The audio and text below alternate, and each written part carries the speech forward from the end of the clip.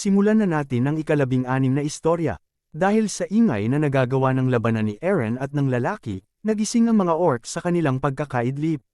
Kung saan makikita si Karta, Kratul, at si Mia na napabukas ng kanilang mga mata, at nasambit ni Karta na napakaingay at hindi ito makatulog.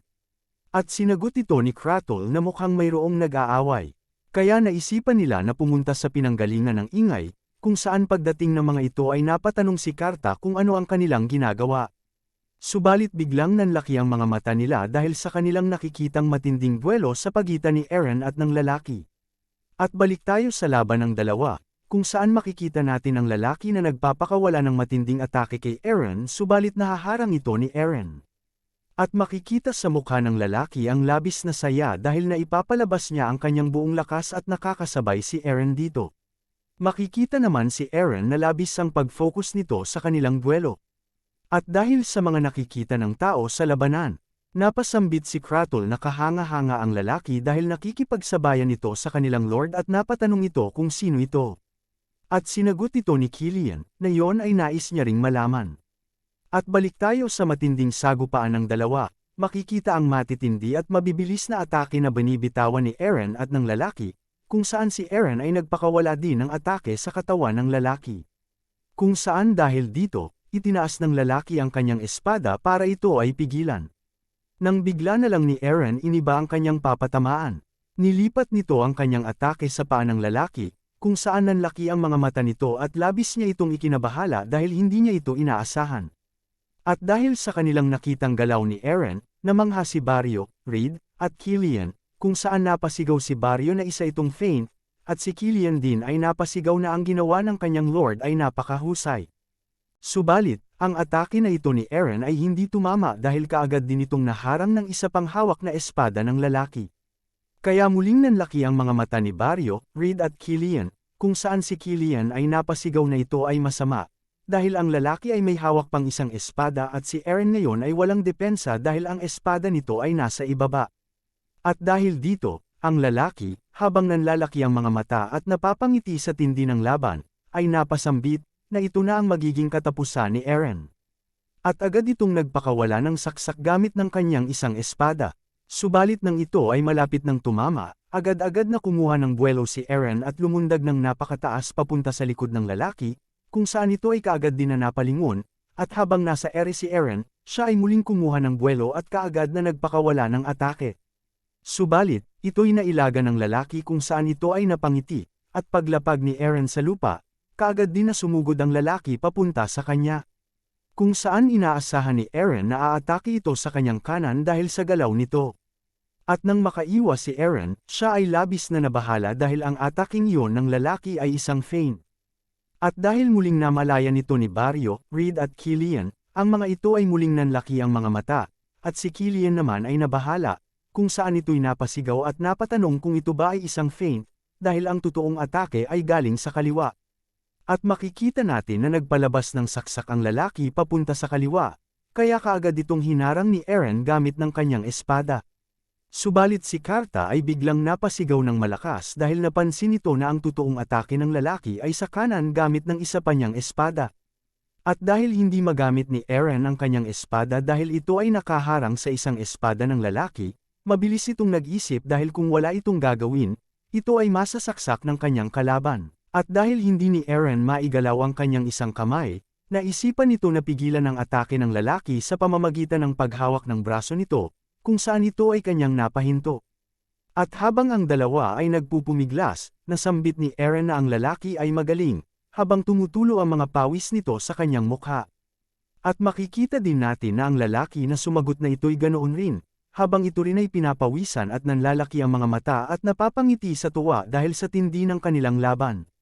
At dahil hindi makagalaw ang mga kamay ng dalawa, ang lalaki ay biglang itinaas ang kanyang kanang paa, kung saan si Eren ay labis na nabahala, at napaisip ito na ang pupuntiryahin ng lalaki ay ang kanyang pang-ibaba. Kaya agad itong hinarang ni Eren gamit ng kanyang tuhod, subalit ito ay nagkakamali dahil ang totoong pakay nito ay ang kanyang paa, kung saan kaagad itong sinipa ng kanyang kalaban. At dahil dito, si Eren ay nawala sa balanse at natumba. At habang siya ay nahuhulog, napaisip si Eren na ito ay magandang atake galing sa lalaki. At habang si Eren ay nasa ere, nagpakawala ng pasaksak na atake ang kanyang kalaban. Subalit bago pa man matamba si Eren sa lupa, ginamit niya ang kanyang kamay para pigilan ang kanyang pagkahulog, at siya rin ay kaagad na nagpakawala ng malakas na sipa habang nasa ere, kung saan ito'y labis na ikinagulat ng kanyang kalaban. At nang tumama ang sipa ni Eren sa mga paa ng lalaki, ito ay napaupo, kung saan ang likod nito ay nagbukas ng pagkakataon para kay Eren na umatake. Kaya agad-agad si Eren na nagpakawala ng saksak, subalit agad din na lumingon ng kanyang kalaban, at gamit ng kanyang dalawang espada, hinarang niya ang malakas na atake ni Eren. At habang nakadikit ang kanilang mga espada, ay napalapit ang kanilang mga ulo dahil sa lakas ng kanilang pagtutulak ng kani-kanilang sandata papunta sa isa't isa. At makikita nating muli sa mukha ng dalawa ang labis na tuwa dahil sa tindi ng kanilang duelo. At dahil sa mga pangyayari sa kanilang laban, ang mga nanunood ay natigilan sa labis na pagkamangha sa kanilang nakikita, kung saan si Reed ay napasabi na ang galing ng kanilang sagupaan, at si Baryo naman ay nasambit na hindi niya alam kung sino sa dalawa ang totoong halimaw. At si Kratul naman ay natawa at natanong si Karta kung sa tingin niya ba na siya ay mananalo laban sa lalaki. Subalit, wala itong may naisagot at patuloy lang sa pagtitig sa laban habang kinakagat ang kanyang mga ngipin. Si Killian naman ay napaisip na lang kung gaano ito katanga, dahil nagtangka itong labanan ang lalaki. At ito ay nagpalabas ng nakakatawang sawi na mukha habang sa isip nito siya ay nagpapasalamat na hindi niya ito kinalaban. At balik tayo sa dalawa kung saan patuloy pa rin na nagbabanggaan ang kanilang mga espada. Napatanong si Eren sa lalaki kung gusto niya ba na malaman ang kahinaan ng dual wielding, kaya napatanong ang lalaki kung ano ito. At itinaas ni Eren ang kanyang kamao. At agad niyang binato ang lalaki sa kanyang mukha gamit ng lupa na galing sa kanyang kamay, kung saan ito'y labis na ikinabigla ng lalaki. At dahil sa ginawa ni Eren, si Kratul ay napatanong kung ginamit ba nito ay lupa, at sumang-ayon si Karta dito at nasambit nito na ito'y nakuha niya noong siya ay natamba. At balik tayo sa lalaki kung saan ito'y natamaan sa kanyang mukha at ito ay napuwing, kung saan siya ay kaagad na napa-atras subalit agad din itong sinugod ni Eren at pinakawalan ng atake gamit ng kanyang espada. At nang mapansin ng lalaki ang atake ni Eren, ito ay napabukas ng isa niyang mata, at habang papalapit ang atake ni Eren sa kanya ay kaagad nitong binitawan ang kanyang hawak-hawak na espada sa kanyang kaliwang kamay para maalis ang bigat. At dahil dito ito ay nakailag sa ginawang atake ni Eren, kung saan ito ay labis na ikinagulat ni Eren dahil hindi niya inaakala na gagawin ito ng lalaki. At sa kabila, makikita din si Killian at Karta na napasigaw dahil sa ginawa ng lalaki, kung saan si Killian ay napatanong kung hinulag ba ng lalaki ang kanyang espada, at dagdag pa nito, na ang husay ng kanyang timing. Si Karta naman ay nasambit na ang sandata ng lalaki ay kanyang binitawan dahil siya ay napuyat, at ang sitwasyon na ito ay hindi maganda. Subalit ang lalaki ay patuloy pa rin na nakatayo at nakangiti habang patuloy na nakatitig kay Eren, at dahil napansin niya ang galaw ni Eren napaisip ito na ang susunod nitong gagawin na atake ay sa kanyang kanan. Kaya agad itong nag-counter ng atake. Subalit biglang iniba ni Eren ang posisyon ng kanyang espada at atake, kung saan agad nitong naabot ang leeg ng lalaki bago pa man ito maka-counter, at dahil dito ang lalaki ay nanlaki ang mga mata at napahinto dahil sa ginawa ni Eren. Ang mga nanunood naman ay nagulat din at natigilan sa kanilang nasilayan, kung saan si Baryo, Reed at Killian ay nanlaki din ang mga mata at napanganga, at ganoon din ang reaksyon ni Karta at Kratul sa kabila. At muli nating makikita na nagdudugo ang leeg ng lalaki habang ito ay natitigilan sa kanyang kinatatayuan dahil sa ginawa ni Eren. At napasambit si Eren, "Knight na galing sa Valvas, ikaw ay napakalakas." At dagdag pa ni Eren, kung hindi niya hawak ang kanyang espada, ay malamang hindi siya mananalo. Subalit patuloy pa rin na natitigilan ng lalaki dahil sa pagkabigla ng kanyang pagkatalo.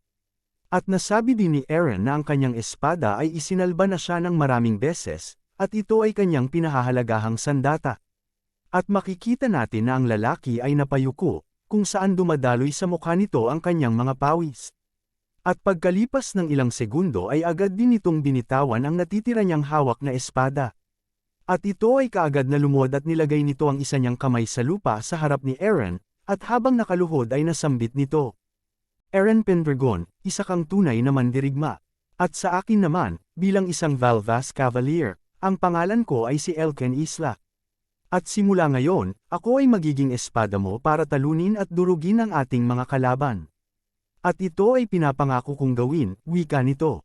Kung saan napahiyaw ang mga taong nanunood, subalit si Eren naman ay natigilan dahil napaisip ito na parang pamilyar ang kanyang pangalan. At dahil sa malalim na pag-iisip ni Eren, nasambit nito ang pangalan ng lalaki na si Isla. At narinig ito ng mga nanunood, kaya napaisip din ng mga ito kung sino ito. Ang baguhang sundalo ay napatanong kung may kilala ba silang Elken Isla at kung siya ba ay isang sikat na knight. At sinagot ito ni Killian na hindi niya alam, dahil unang beses niya palang marinig ang pangalan na ito. At si Baryo naman ay sumagot na siya rin, at ganoon din si Reed. Kaya natanong ng mga ito na marahil kilala ito ng kanilang lord. At habang nasa malalim na pag-iisip si Eren, bigla niyang naalala ang pangalang Elken Isla. Si Elken Isla sa kanyang nakaraang buhay ay kilala bilang The Stormbringer, at siya ang pinakamalakas na knight sa Valvas. At sa dati niyang buhay at ilang taon mula ngayon, siya ay makikilala bilang The Sea Dragon King of the Far South. At siya ay parte ng pamilya ng Arangis, na isa rin sa mga 6 na duke ng imperyo kagaya ng mga Pendragon. At siya ay nakipaglaban sa maraming labanan upang patunayan ang kanyang halaga, na nagdulot ng pagkalat ng kanyang pangalan sa buong imperyo. At naisip ni Eren na kahit ngayon na siya ay walang halaga o hindi kilala, siya ay magiging isa sa mga bayani ng hinaharap, na labis ikinatuwa ni Eren. At dahil kilala na natin ang lalaki, tawagin na lang natin itong si Isla. At habang nakaluhod si Isla, bigla din na napaluhod si Eren sa kanyang harapan, kaya nanlaki ang mata nito sa pagkabigla. Kung saan ito rin ay ikinabigla ni Baryo, Reed at Killian. At balik tayo kay Eren at Isla. Kung saan nasambit ni Eren, itaas mo ang iyong ulo Isla. Kaya napatingin sa kanya si Isla. At dagdag ni Eren, ikaw ay aking espada, at ako ay ang iyong lord. Subalit hindi tayo nagkakalayo, at ang tanging kaibahan lang sa atin ay ang ating mga tungkulin. At dagdag pa ni Eren, na gusto niya itong maging parte ng kanyang kasamahan, kagaya nila. Sabay tingin nito kung saan makikitang nakatayo si Killian, Karta, at si Kratol na hawak-hawak si Mia. At sa itaas naman ng puno, makikita si Tata na nakaupo at si Kazal naman na natutulog.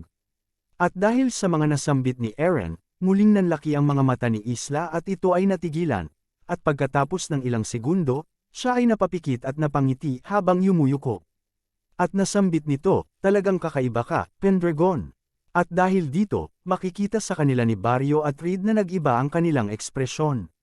At nasambit ni Reed ng pasipsip na marahil ay kaya ni Eren Pendragon na mamuno sa buong mundo. At si Baryo naman ay nasambit din ng pasipsip na siya ay susunod sa lalaking ito. Kaya si Killian ay napatitig sa dalawa na parabang ang mga ito ay tanga, at nasambit niya sa dalawa, walang nagsabi na kayo ay magiging parte ng kasamahan niya. At pagkalipas ng ilang minuto kung saan si Eren at Isla ay nakaluhod, biglang naagaw ang pansin ni Eren dahil ito ay tinawag ni Sol. At natanong nito kung ito ba ay tapos na. At agad-agad itong bumaba kasama ng kanyang mga griffins, kung saan napatingala si Eren at Isla sa pagbaba nila. At nang makita ni Baryo at Reed si Sol at ang mga lumilipad na nilalang, ang dalawa ay nanlaki ang mata at napasigaw dahil hindi makapaniwala sa kanilang nakikita, at ganoon din na nanlaki ang mga mata ni Isla at ito ay natigilan. At nasambit nito ang salitang griffins, habang nakatitig sa mga nilalang na pababa. Si Eren naman ay napatayo at napalingon at nasambit nito ang salitang, Sol. At nang makalapag si Sol kasama ng kanyang mga griffins, ang mga tao ay saglit na natigilan, kung saan ang mga ito ay tinitigan ni Sol. At dahil dito sila ay nanginig at hindi makagalaw sa lugar na kanilang kinatatayuan. At habang nakakaramdam ang mga ito ng takot, nasambit ni Baryo na kakaiba ang pressure na binibigay nito, at si Reed ay napatanong naman kung sino ang babaeng ito. Kaya sinagot ito ni Killian at sinabi nito, na iyon ay ang puting dragon na si Sol Drake. Nalabis na ikinabiglang muli ni Baryo at Reed. Kaya sabay itong napalingon kay Killian habang nanlalaki ang mga mata. Si Baryo ay napasigaw ng patanong kay Killian kung ang babae ba talaga na ito ay isang dragon, o kung ano ang ibig sabihin nito dahil ang nakikita niya ay isang magandang babae. Kaya sinagot ito ni Killian, na yun din ang nais niyang malaman. At si Reed naman ay nasambit na nakikita niya ang kanyang punto dahil ang babaeng ito ay mayroong kagandahan at dibinidad, na hindi nanggagaling sa daigdig na ito. At sinagot ito ni Killian, na siya nga ay maganda pero siya ay isang nilalang na nagdudulot ng takot kung saan ikaw ay matitigilan kahit na sa simpleng paglapit lamang sa kanyang presensya. At bumalik tayo sa tatlo, kung saan lumapag si Saul sa harap ni Eren at ni Isla. At dahil dito nasambit ni Eren kay Isla na ipapakilala niya ang babaeng ito. At nasambit ni Eren na siya ay ang kanyang contractor, ang puting dragon ng Pendragon na si Saul Drake. At dahil dito si Isla ay napatingin kay Saul at agad na tumayo. Kung saan pagkatapos ay kaagad itong naglakad papunta sa harap ni Saul. At nang ito ay makarating sa harap niya, nasambit ni Isla, puting dragon, ang namumuno sa mga griffins. At habang hindi pa ito natatapos sa pagsasalita, napatingin si Saul kay Isla ng may seryosong mukha. At dahil dito muling nagulat ang tatlo, at natanong ni Barrio kung papaano si Isla na kalmado lang sa harap ng isang dragon. At nasambit ni Reed na hanggang dito lang ito aabot. At dahil narinig ang mga ito ni Eren, napaisip ito na sila ay mali, dahil noon sa kanyang nakaraang buhay nang una silang magkita ni Saul Drake, siya ay na-overwhelm kasabay din ng mga iba. At ang napakalakas na pressure na yun ng dragon, ay hindi isang bagay na maaaring malampasan sa pamamagitan ng pagiging malakas lamang. Kaya napatingin ito kay Isla, at nasambit ni Eren sa kanyang isipan, ikaw talaga ay naiiba Elken Isla. At dagdag pa ni Eren na siya ay kakaiba hanggang sa dulo. Kaya si Eren ay napatingala at nasabi nito sa sarili na simula ngayon, papalawakin niya ang hangganan ng kanilang teritoryo at hahanapin niya ang mga sikat na tao sa kanyang nakaraang buhay. Kung saan makikita ang isang lalaki na nagtataglay ng kayamanan na kayang makipagsabayan sa yaman ng imperyo. Siya ay ang batang negosyante ng Free City of Ovilla na si Eden Dorian. At ang naninirahan sa isang tore, na itinayo sa gitna ng kagubatan ng Asya sa dakong timog ng Valvas. Siya ay isang di pangkaraniwan na magician na gumagawa rin ng mga magical tools na si Jin Oberon. At isang lalaking mahusay na general, na may ilang daang mandirigma lamang sa murang edad na 20 taong gulang pero nagtagumpay sa pagkontrol ng buong hilagang rehiyon na si Ivan Zitter. At dagdag pa sa isip ni Eren, ang mga alaala niya sa nakaraang buhay niya ay maganda para sa kanya, dahil maaari nilang makuha ang mas marami at mas magagaling na tao bago pa maunahan ng iba. At habang may malalim na iniisip si Eren, may bigla na lang tumunog sa likod nito, at ang tunog na yon ay nanggagaling sa loob ng kasuutan ni Kratos kaya agad niya itong kinuha. Kung saan naagaw ang atensyon ni Eren at ito ay napalingon at napatingin sa hawak-hawak ni Kratos na bagay. Kung saan napatingin din si Killian at Karta. At habang hawak-hawak ni Kratos ang bagay, nasambit nito na ito ay galing sa kanilang elder. Ang bagay na ito ay isang bato kung saan may makikitang maraming kristal na nakaukit at nagbibigay ng berdeng liwanag. At dahil dito, napatanong si Killian kung ano ito. At nasabi ni Kratos na isa itong magic ore na kanilang ginagamit para makipag-usap kahit saan kahit pa na sila ay nasa malayong lugar. At dagdag pa ni Karta na gamit nito, sila ay madaling nakakausap ang mga elders gamit ng mahika.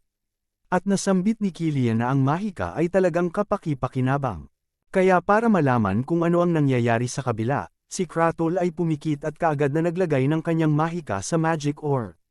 At nasambit nito na mayroong mga tao na pumasok sa gubat ng Anacona na may dalang mga sandata. Ang mga ito ay mga armadong mersenaryo, at isang dosena sa kanila ang naruroon, wika ni Kratos. Na siyang umagaw sa pansin ni Eren, Isla at ni Saul. At makikita sa paligid na bahagyang natigilan at napatanong ang mga ito kung ano ang nangyayari sa loob ng Anacona. At dagdag pa sa nasambit ni Kratos, na ang isang lalaki na namumuno sa kanila ay may suot na helmet ng isang ogre, kung saan labis na ikinabigla ni Eren kung saan siya ay kaagad na napasigaw at napatanong kung totoo ba na ito ay mayroong suot na ganito. At napatanong si Karta kung ibig ba sabihin na may natalo itong ogre, at gumawa ng helmet gamit nito. At dagdag pa nito kung ito ba ay kayang gawin ng isang tao. At napasagot si Killian, kung ganoon nga, siya ay napakalakas at nakakatakot na kalaban. At dahil sa mga pangyayari, napansin ni Isla si Eren, kung saan kinukuyom nito ang kanyang kamao ng buong puwersa dahil sa galit. At sa isip nito na ang lalaking may suot na helmet na gawa sa bungo ng isang ogre, ay mayroon lang isang tao ang may ganoon na nabubuhay sa mundong ito. At bumalik ang mga alaala nito noong siya ay si Raven sa digmaan, kung saan ito ay tinraidor ni Baltay at habang hinahawakan ang kanyang ulo sinabi nito na mula pa lang sa umpisa, lahat ay pinlano na sa kanya. At kung saan ito ay hiniwa ni Baltay gamit ng kanyang sandata, kung saan pagkatapos ay tumilapon ang kanyang ulo. At dahil dito si Eren ay napahinga ng malalim at napasigaw ng kanyang pangalan, kung saan naagaw ang pansin ng lahat sa paligid nito. At dahil sa tindi ng kanyang galit na nararamdaman, si Eren ay nagpakawala ng maitim at malakas na aura, na naramdaman ng buong tao sa paligid na labis ikinabahala ni Kratul, Killian at Karta. At pagkatapos, kaagad na tinanong ni Eren si Kratul kung nasaan ito ngayon. At sinagot ito ni Kratul nang natataranta na ito ay nasa Orc Village. Kaya agad si Eren na nag-utos na sila ay pumunta sa kanilang teritoryo. At pumunta tayo sa kagubatan ng Anacona sa teritoryo ng mga orcs, kung saan makikita ang mga bangkay ng orcs na nasa lupa, habang mayroong isang lalaki na nakatayo habang hawak-hawak ang kanyang sandata at kasama ang kanyang alagang demonyong lobo, at nasambit nito, na sa wakas ay natapos rin ang kanilang pagtugis. At dagdag pa nito na ang mga orcs ay matitibay na kalaban. Subalit, pangiti at may pangungutyang nasabi nito na ang mga ito ay hindi kasing tibay tulad ng ogre, habang tinuturo ang helmet na suot nito.